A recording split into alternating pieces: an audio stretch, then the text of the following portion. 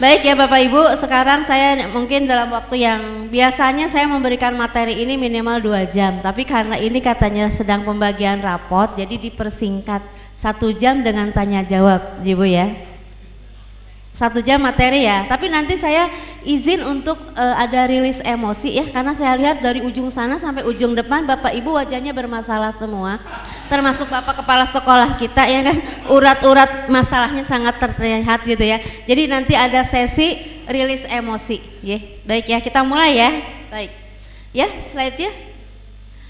Yang pertama Bapak Ibu, kita ini ada sekarang itu di zaman yang berbeda ketika kita dulu masa anak-anak, betul nggak?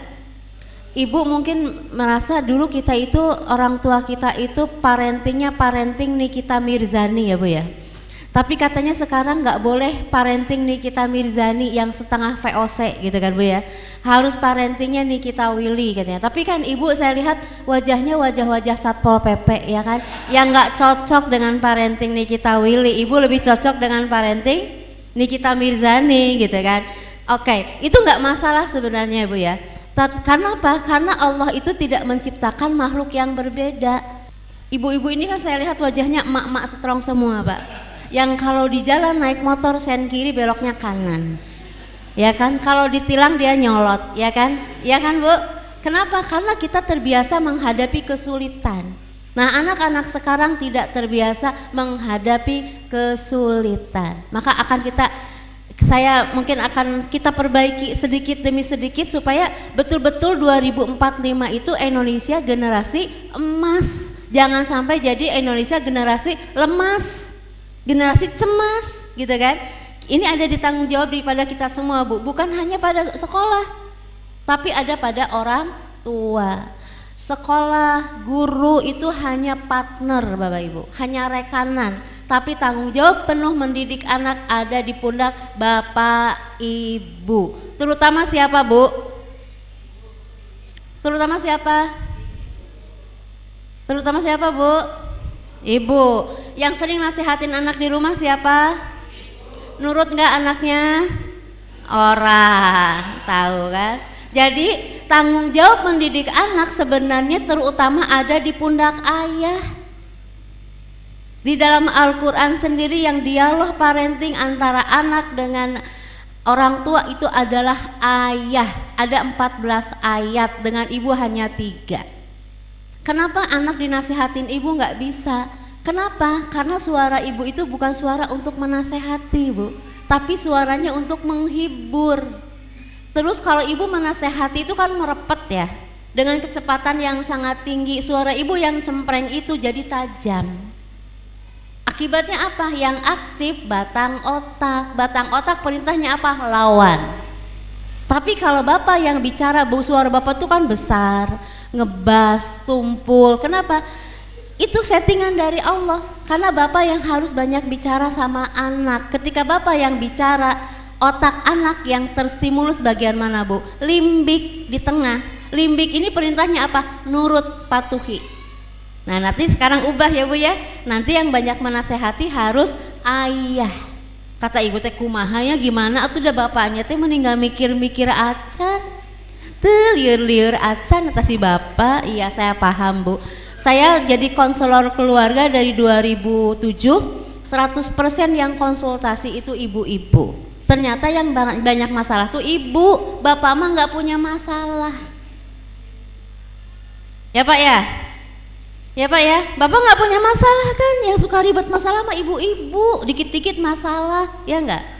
Nah ibu yang kesini yang beruntung ya, yang barang suaminya atau suaminya yang datang ini sangat beruntung. Nah ini sebagian besar kan ibu-ibu yang beruntung apa tidak beruntung?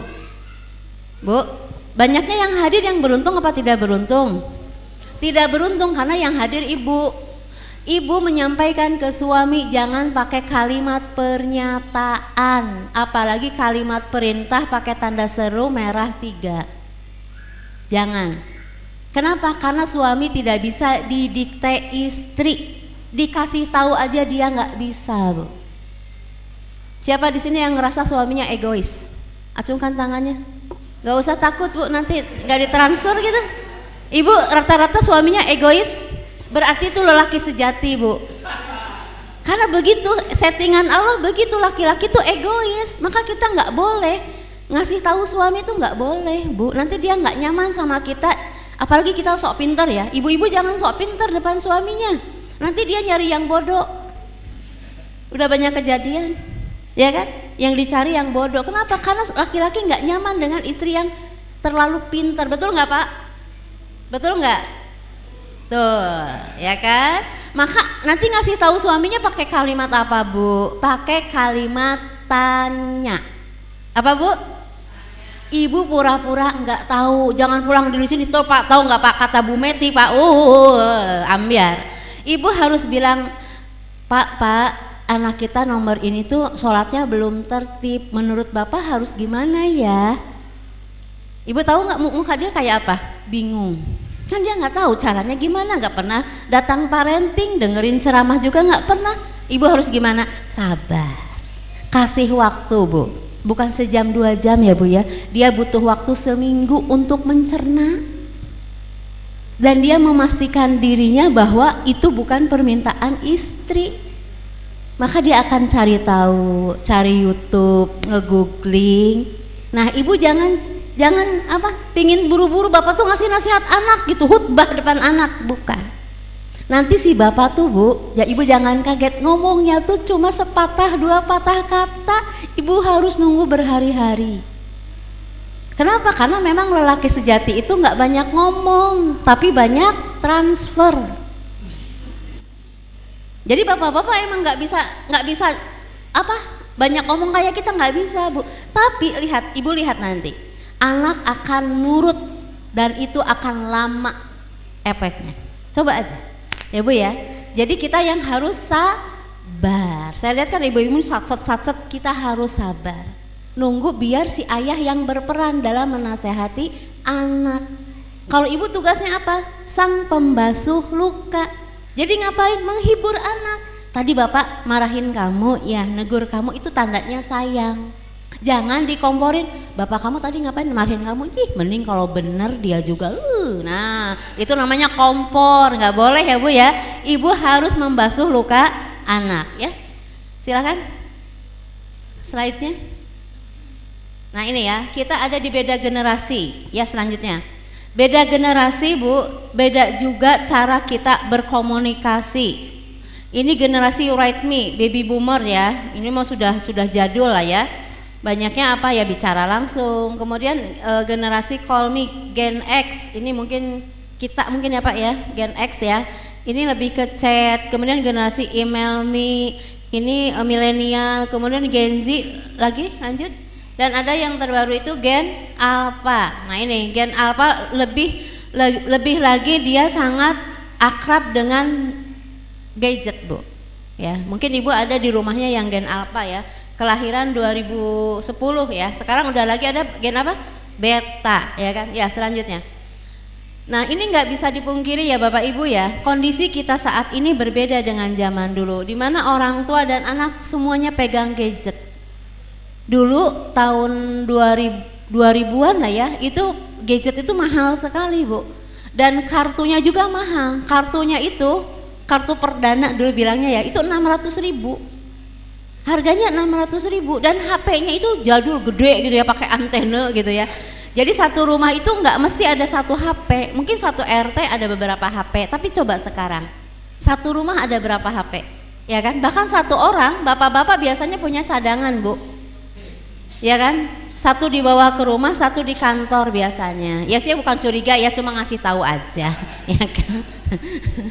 Ada 2 Bu biasanya di dashboard itu motor itu tersimpan foto profilnya Ariel Noah, ya kan? Saya ngasih tahu aja ya. Jadi ini kita nggak bisa memungkiri kondisi kita saat ini seperti ini. Ya selanjutnya, semuanya sibuk dengan gadget gitu ya. Ya selanjutnya. Nah ini ada tantangan yang harus dihadapi oleh orang tua. Yang pertama, yang di paling atas, anak kita itu gampang terhubung dengan siapapun. Bahkan ada kasus besar di Indonesia namanya Yuyun. Dia punya pacar orang mana? Orang India.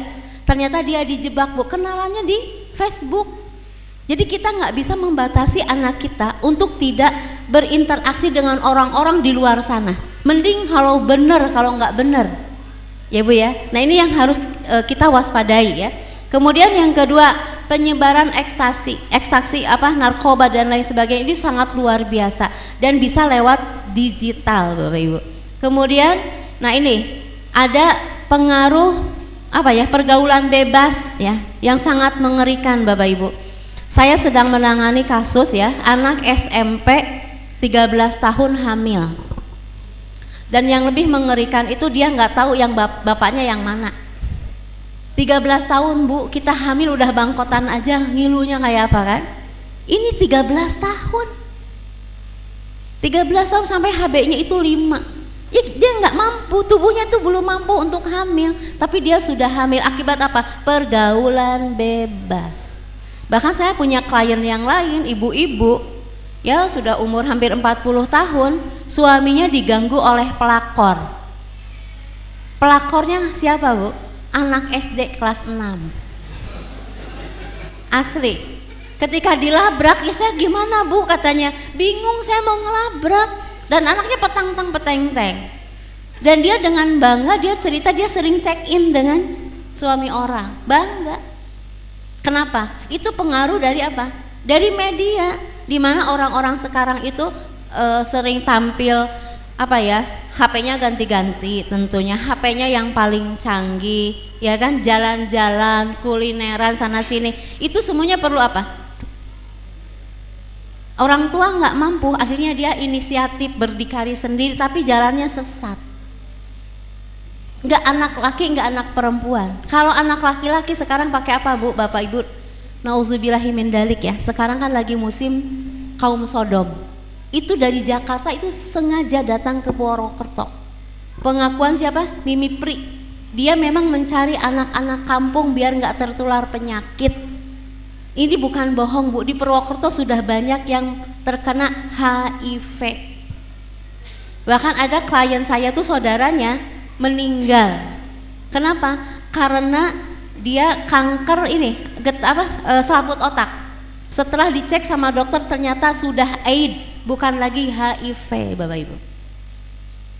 Apa yang terjadi dengan anak itu? Ternyata anak itu selama bertahun-tahun dilecehkan oleh mahasiswa sampai tertular penyakit. Nih Bapak Ibu harus menyampaikan ini sama anak-anak kita. Banyak sekali penyimpangan seksual sekarang ini karena memang ada kampanyenya. Mereka punya campaign Bapak Ibu.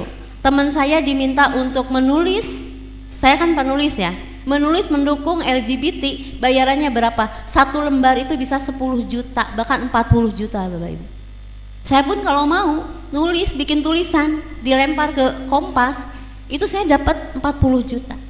Segila itu penyebaran itu, karena ini ideologi untuk apa? Mengurangi kelahiran manusia dan merusak generasi kita. Ini mungkin di sekolah pun Bapak Ibu harus disampaikan bahaya ini, karena ada kejadian anak di sekolah Islam, anaknya jadi korban pelecehan salon tetangga sekolah. Setiap pulang sekolah mereka di situ dicekok. Korbannya banyak Bapak Ibu. Ini ditutup, saya paling nggak suka kalau ada kasus seperti ini ditutup. Jangan ditutup, diselesaikan. Iya kan? Bukan hanya di pondok ada. Tapi di pondok sebenarnya nggak terlalu banyak, yang banyak di sekolah umum ancaman itu. Maka ini pihak sekolah pun harus aware tentang ini, memberikan penjelasan, karena mereka banyak yang nggak tahu bahayanya apa, hukumannya apa. Itu harus disampaikan bahwa dalam Islam hukumannya sangat berat Bapak Ibu. Harus hukumannya kalau dalam Islam ya dilempar dari tempat yang paling tinggi. Berarti apa? Harus sampai meninggal karena menular. Nah ini harus jadi perhatian kita baik di rumah maupun di sekolah. Penyebaran itu dari mana? Ya dari HP juga. Di Garut ada 40 anak pesta seks, coba 40 anak. Usia berapa? Usia 5 tahun sampai 12 tahun. Pesta seks sejenis di Garut.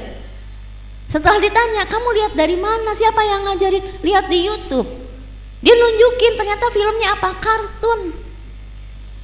Ada judulnya, saya nggak mau nyebutin ya, takutnya dicari. Kartun Bapak Ibu. Film kartun tapi ngajarin cinta sejenis. Di Purwokerto ketika pandemi ada Anak usia 6 tahun dia melecehkan anak temennya usia 5 tahun Bapak Ibu. Dan ini pelecehannya sudah menjurus kepada psikopat. Kenapa? Dia menggunakan obeng coba di Purwokerto. Dan itu ditutup. Saya paling gak suka kenapa harus ditutup. Masalah ini jangan ditutup. Memang jangan disebarkan tapi diselesaikan. Anaknya harus diterapi. Jadi saya lagi nanganin juga anak di pesantren yang dia mau lapor, dia ada usaha pelecehan. Kata saya jangan ditutup. Orang tuanya dikasih tahu, pelakunya pun dikasih tahu orang tuanya, bawa ke saya siap, nggak usah dibayar, saya siap bantu untuk terapi. Karena ini masalah Bu, ini masalah yang kita hadapi saat ini ya, dan ini sangat mengerikan. Kenapa? Karena itu perbuatan yang sangat dilaknat oleh Allah. Kalau ada gempa bumi, itu tandanya di situ banyak yang seperti itu. Kayak waktu di Cianjur ya, gempa di Cianjur itu Bu, dangkal itu Bu, kecil gempanya, nggak sampai 4, tapi banyak rumah yang rusak. Kenapa? Dangkal. Itu di situ banyak yang praktek seperti itu dan masyarakat sekitarnya sudah nggak peduli. Jangan dinormalisasi, nanti kita kena imbasnya. Ya, kita harus bareng-bareng nih menolak ini ya. Ya, selanjutnya. Nah, kemudian bukan sebelumnya Bapak Ibu? Masih sebelumnya. Nah, tantangan orang tua berikutnya adalah anak keranjingan game online ya, keranjingan gadget, nonton, dan itu berbahaya Bapak Ibu. Anak-anak di kita ini karena COVID, pembelajaran daring, orang tua gagap, anak dikasih HP, anak TK dikasih HP, buat apa? Sedangkan Bill Gates saja Bapak Ibu, Bill Gates itu mengizinkan anaknya punya HP dan megang HP di usia 17 tahun. Kenapa harus 17 tahun? Di situ anak sudah bisa membedakan yang benar dan yang salah. Nah ini anak-anak TK udah pada pegang HP, sampai ibunya tuh ngutang-ngutang biar beliin anaknya HP. Kenapa mau ini belajar online? Kenapa nggak pakai HP ibunya aja, nonton bareng-bareng?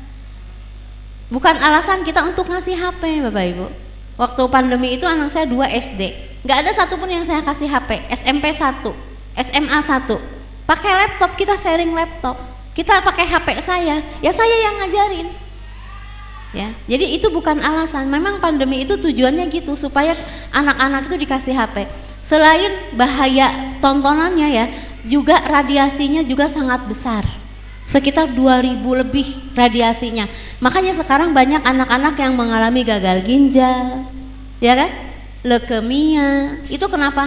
Karena bersentuhan dengan HP yang intens. Itu menyebabkan radiasi, radikal bebas di dalam tubuh sehingga muncul kanker dan lain sebagainya.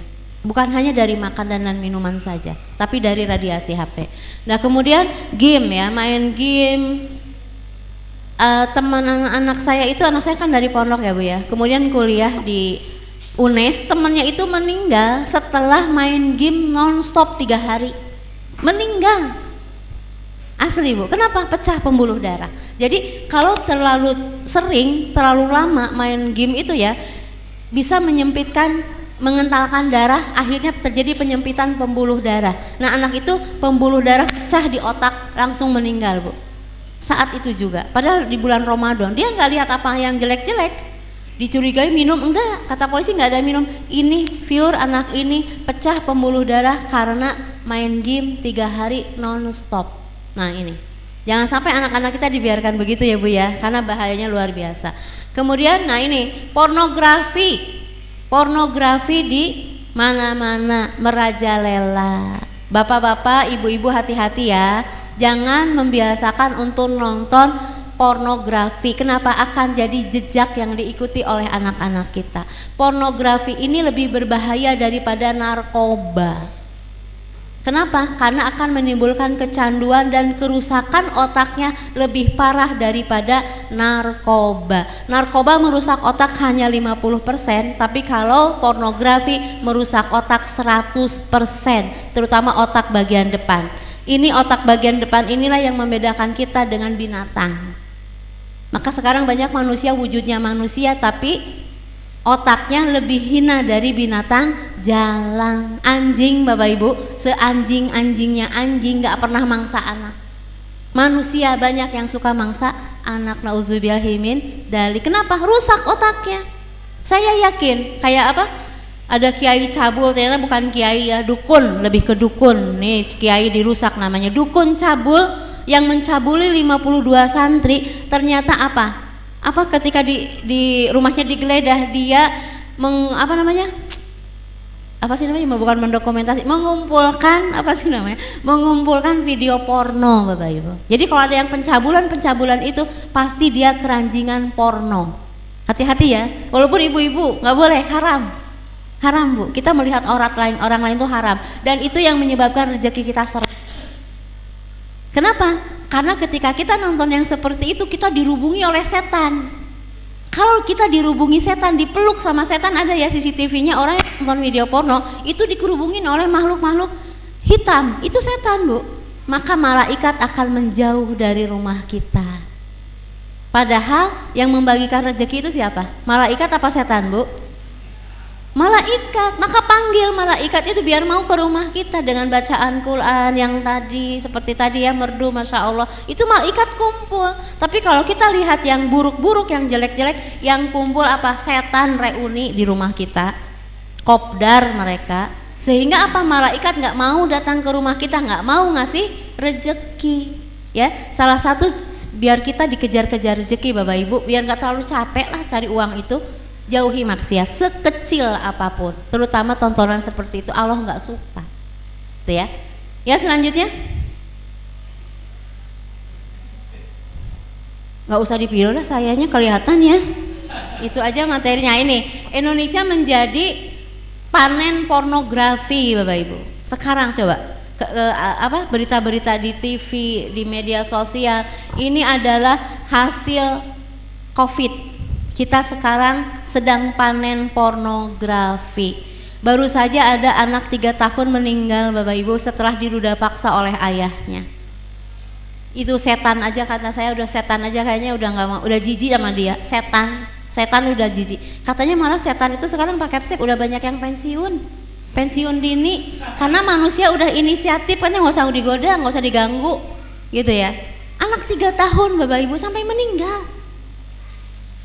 Coba, ya ininya rusak. Ya selanjutnya. Nah, maka tugas kita Bapak Ibu, jangan biarkan peran orang tua itu diambil gadget. Yaitu anak tumbuh berkembang diasuh oleh gadget. Sepintar-pintarnya anak kita Bapak Ibu, sesoleh-solehnya anak kita, kalau sudah keranjingan gadget dan dia tidak ada filter, maka hanya akan menjadi keburukan dan keburukan. Contohnya kejadian di Medan, seorang remaja putri SMP ya, baru usia 12 tahun, tega dia menusuk-nusuk ibunya sampai meninggal. Karena apa? Keranjingan HP. Sama ibunya dimatikan, gamenya di uninstall, dia marah. Nah, jadi pengaruh HP itu Bu bisa merusak hormon, mengacaukan hormon di tubuh kita sehingga kita tidak ada kendali. Sehingga dia tega melakukan itu, sampai penyidik itu bingung, anak ini normal, tidak dalam kondisi stres, tapi kenapa dia bisa melakukan kejahatan sekeji itu? Sekali lagi, ini lebih hina dari binatang. Ya karena otaknya sudah nggak normal, keranjingan game, otaknya panas. Bahkan kalau sekarang ya saya banyak menangani itu anak-anak remaja yang punya stres Pak, ketakutan berlebih. Saya tanya, kamu berapa jam main game? Senyum. Ada yang 8 jam, ada yang 6 jam, coba dikurangi. Pengaruhnya ke situ. Kalau ke anak putri jadi gampang galau, hormonnya kacau. Kalau ke anak laki-laki jadi apa? Pemarah. Anak kita sekarang susah dikasih tahu, marah-marah ya kan? Bahkan berani ngancam orang tua. Kenapa? Ya otaknya udah terganggu. Ya, selanjutnya.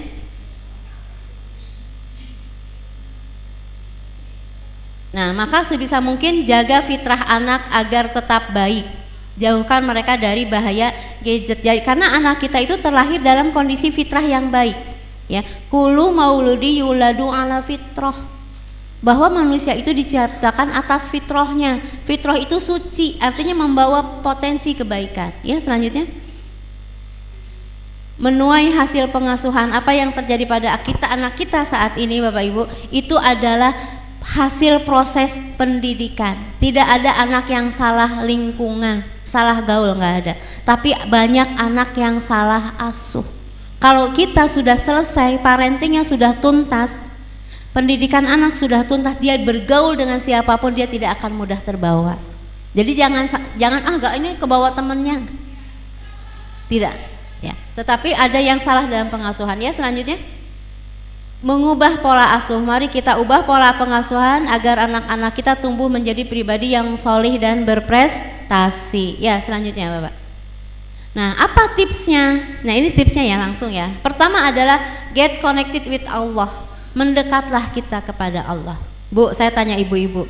Ibu percaya nggak sama hati suami 100%? Enggak, cepat ya garanya enggak. Ora.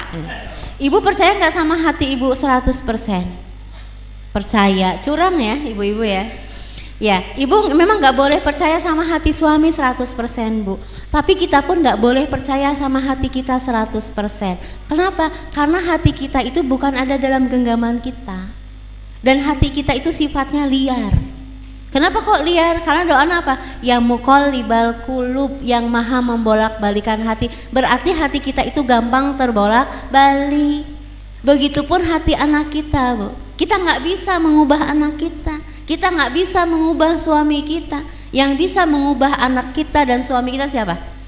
Allah. Maka ibu harus menjaga hubungan baik dengan Allah. Ibu-ibu ini kekuatannya bukan di lisan sebenarnya dalam mendidik anak, tapi apa? Di hati. Maka hidupkan hati dengan zikir, dengan membaca Quran, dengan mengingat Allah. Zikirnya tuh bukan hanya sekedar la ilaha illallah, la ilaha illallah, tapi pikiran ke pasar, ini nanti mau beli seladah, mau beli.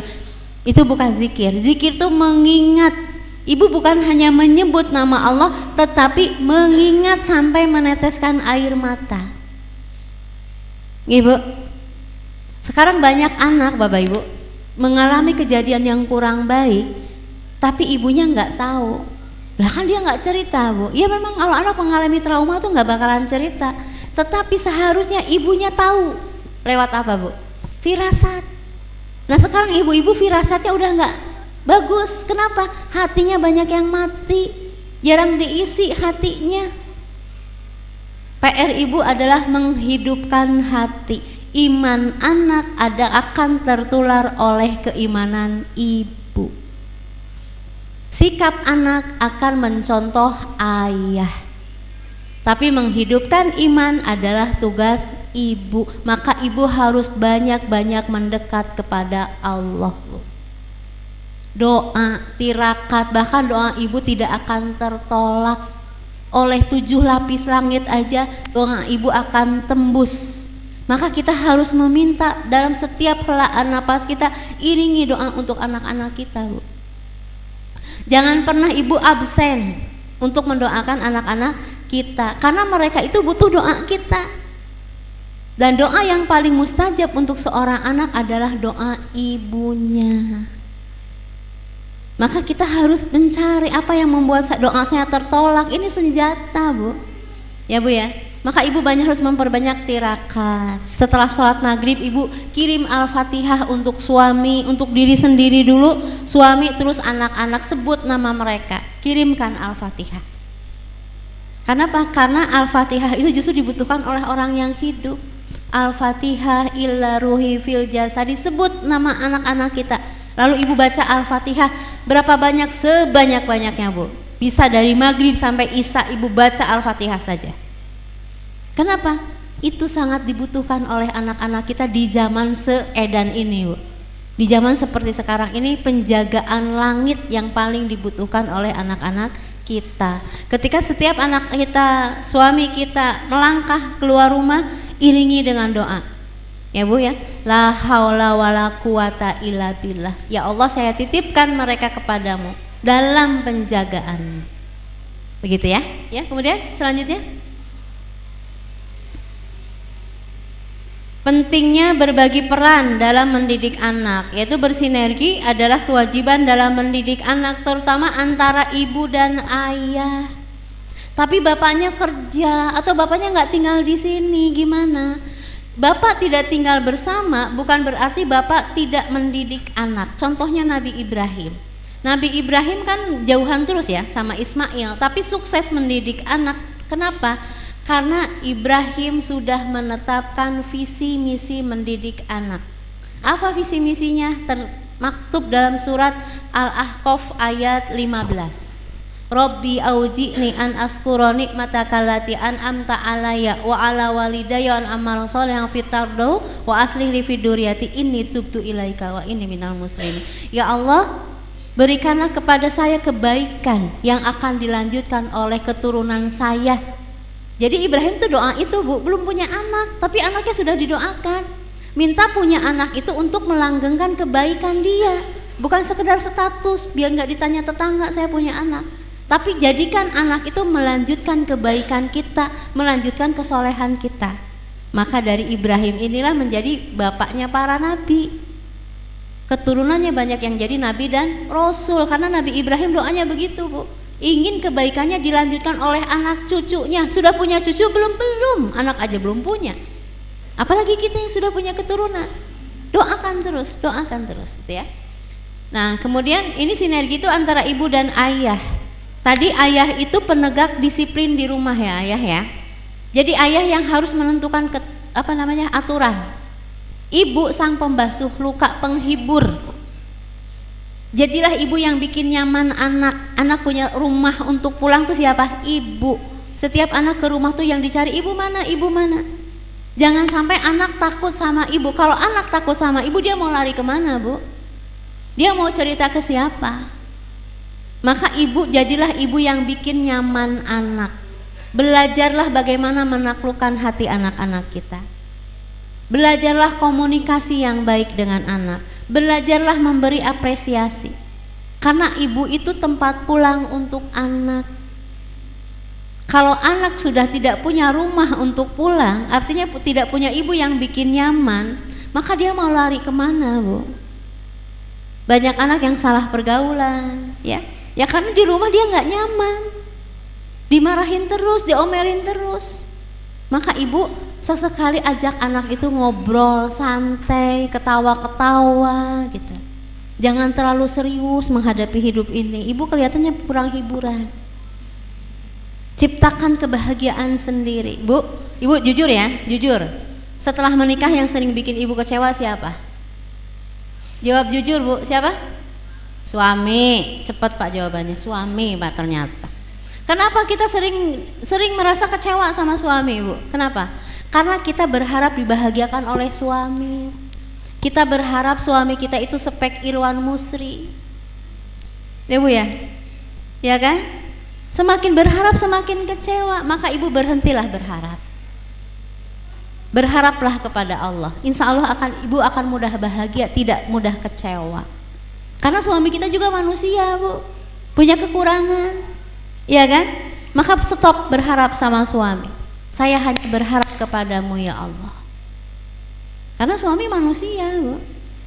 Dia juga punya kehidupan, punya kepahitan, punya beban. Terus kita ngarep beban lagi.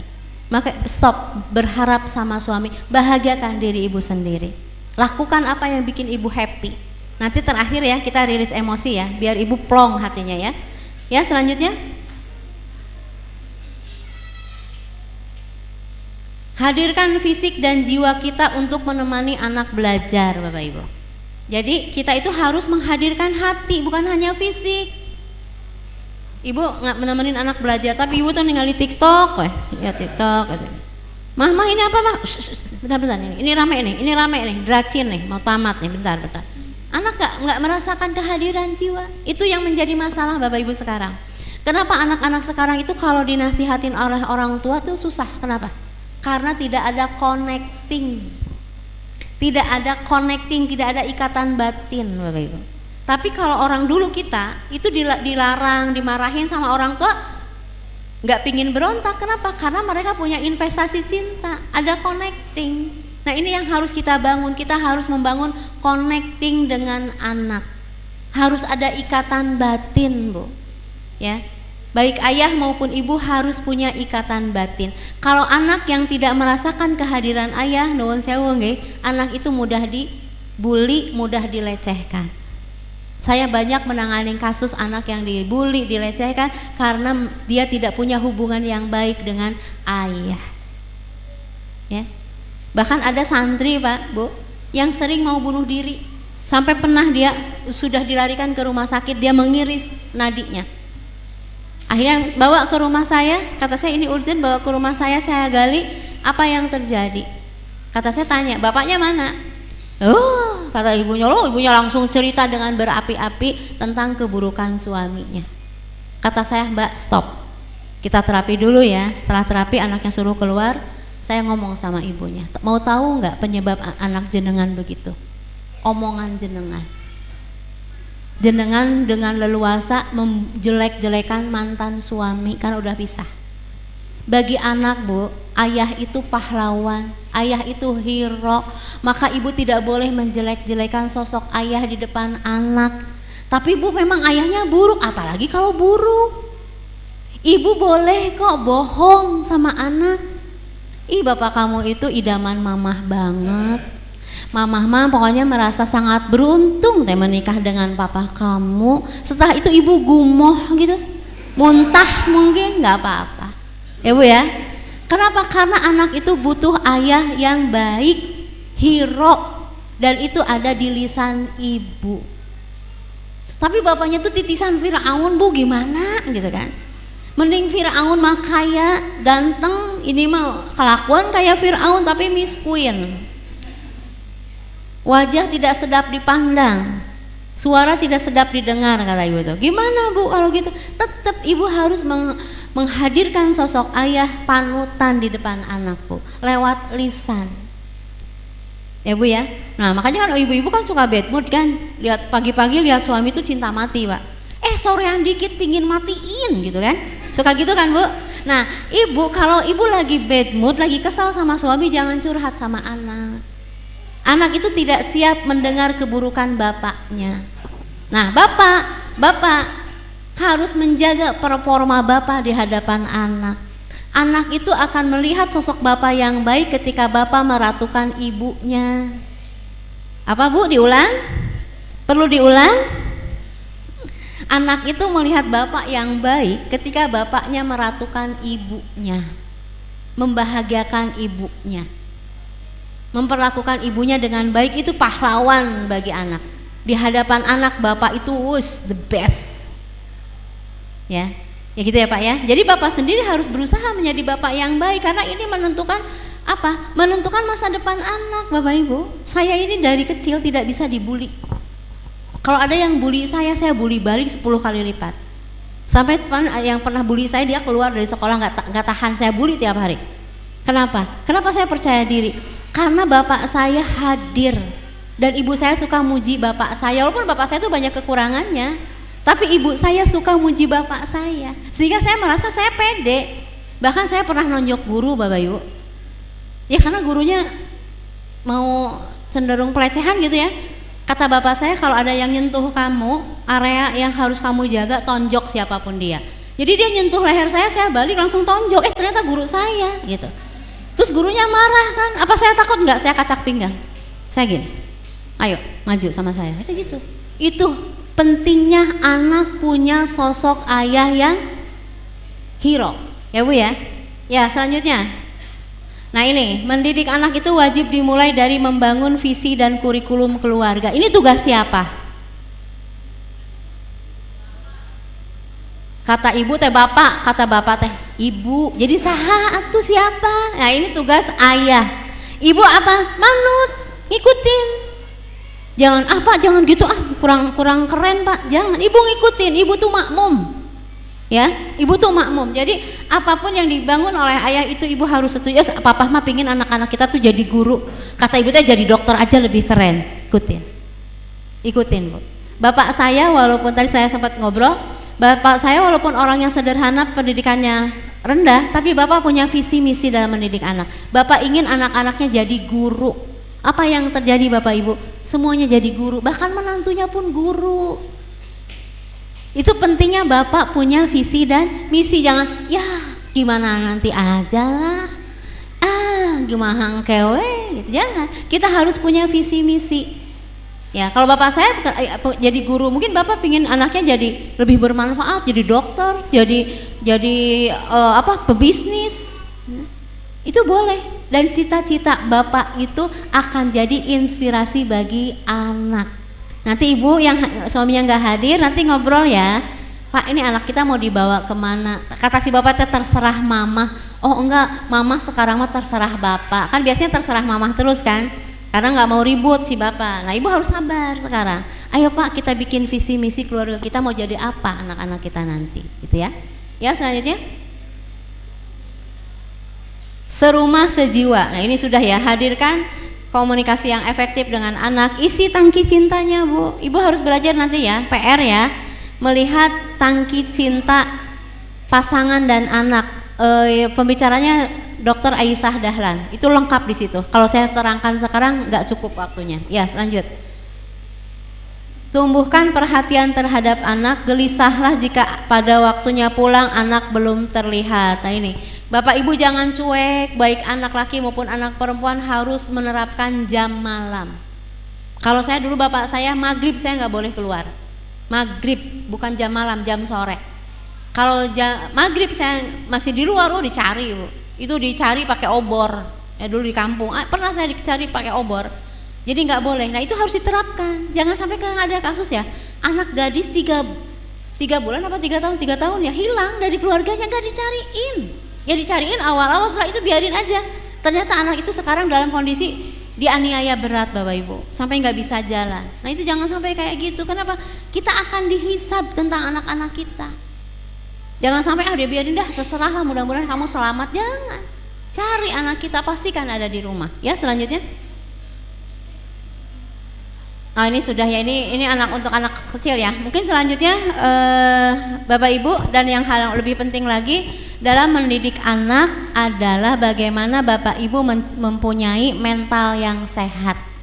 Memiliki kesehatan mental. Ibu gampang marah, gampang tersundut, itu karena tangki ransel emosinya penuh sehingga meledak. Bapak pun sama, di pekerjaan banyak tekanan, mau ngomel ke istri, takut sama istri, akhirnya buang sampahnya ke anak.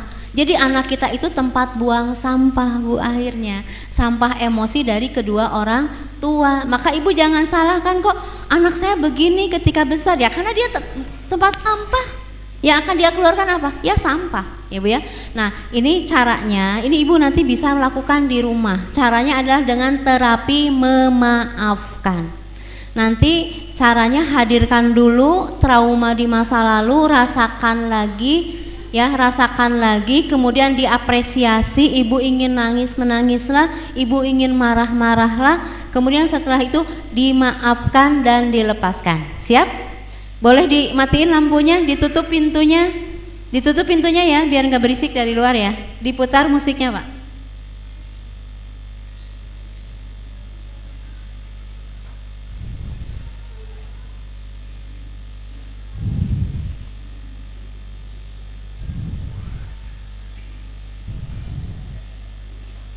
Ya siap ya.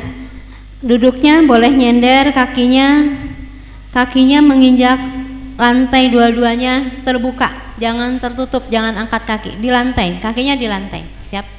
Sekarang tangan kanannya diangkat ya, tangan kanannya diletakkan di dada kiri. Ini adalah jantung. Jantung ini pusat emosi bapak ibu. Ini pusat emosi kita, harus sering diusap-usap ya, apalagi kalau dalam kondisi marah, galau, ketakutan gitu ya.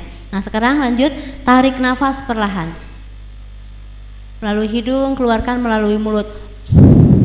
Ya, boleh musiknya pak? Tarik nafas perlahan, keluarkan perlahan. Ya, tarik nafas lagi perlahan, keluarkan perlahan. Silahkan ditutup matanya. Bismillahi tawakkaltu 'alallah, la haula wala quwata illa billah. Terima kasih ya Allah, terima kasih. Terima kasih atas jalan takdir yang sudah Engkau berikan untuk saya. Terima kasih atas jalan kehidupan yang sudah Engkau bentangkan untuk saya. Terima kasih Engkau sudah memberikan orang tua seperti orang tua saya. Walaupun dulu mereka pernah menyakiti saya, ya Allah, pernah memarahi saya, pernah membentak saya, sering membanding-bandingkan saya dengan yang lain. Sakit sekali, ya Allah, sakit. Bayangkan kejadian ayah bunda di masa lalu. Bayangkan lagi, hadirkan lagi.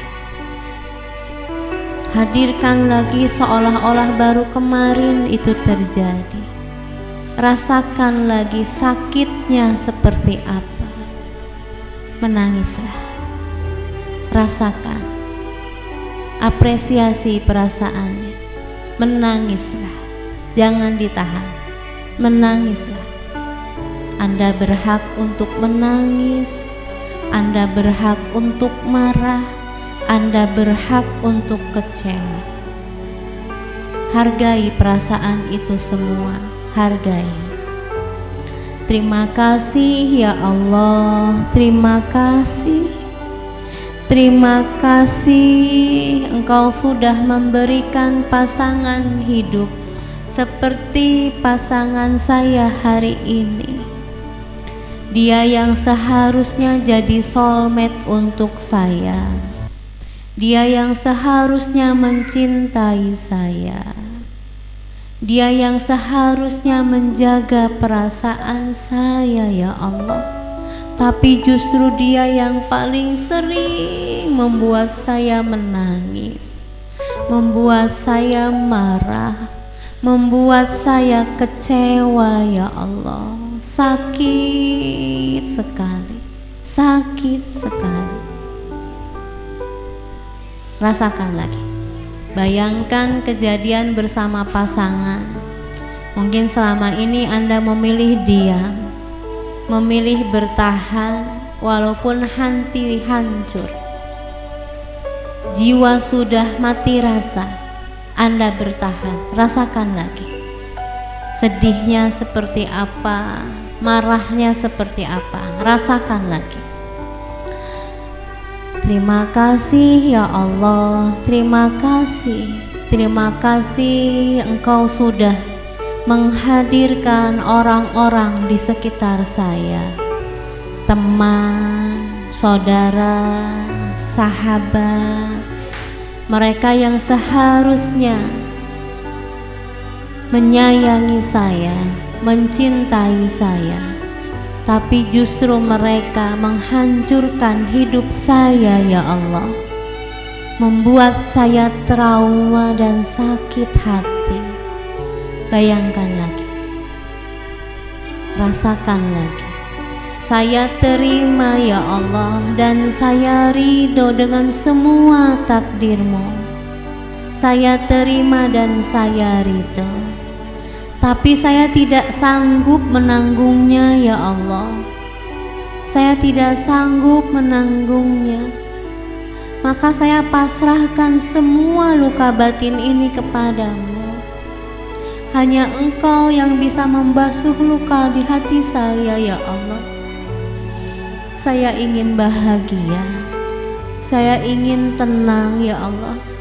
Saya ingin jadi ibu dan ayah yang nyaman bagi anak-anak saya. Maka izinkan hari ini saya maafkan orang tua saya. Ampuni mereka ya Allah. Ampuni orang tua saya. Berkahi hidup mereka ya Allah, dan jadikanlah saya anaknya berbakti pada mereka. Besarkan cinta saya untuk orang tua saya ya Allah, karena mereka adalah pintu surga bagi saya. Dan saya maafkan pasangan hidup saya. Ampuni dia ya Allah, ampuni dia, berkahi hidup dia ya Allah, perbaiki akhlaknya, perbaiki hatinya.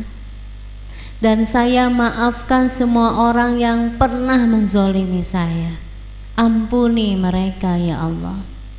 Sekarang tangan kirinya disilang di depan dada, Bu. Dipeluk bahunya, musiknya lagi Pak. Dipeluk bahunya, ya, diusap-usap, ya. Tarik nafas perlahan, keluarkan perlahan. Dekatkan dagunya di dada, Bu. Dipeluk bahunya, diusap-usap. Mungkin Bapak Ibu selama ini sering mengurus orang lain, mengurus anak, tapi lupa tidak mengurus diri sendiri. Ibu lupa untuk menyapa diri sendiri. Sekarang disapa, dipeluk. Terima kasih diriku, terima kasih. Terima kasih engkau sudah bertahan hingga hari ini. Terima kasih engkau sudah berjuang hingga hari ini. Kamu hebat diriku, kamu hebat. Kamu ayah yang hebat, kamu ibu yang hebat. Terima kasih, terima kasih engkau sudah bertahan hingga hari ini. Terima kasih, sungguh aku mencintaimu, sungguh aku mencintaimu. Peluk yang erat Bapak Ibu, peluk yang erat dirinya. Rasakan bahagia, tenang, ya. Tarik nafas perlahan, keluarkan perlahan. Ya, tarik nafas lagi perlahan, keluarkan perlahan. Ya, ulangi lagi.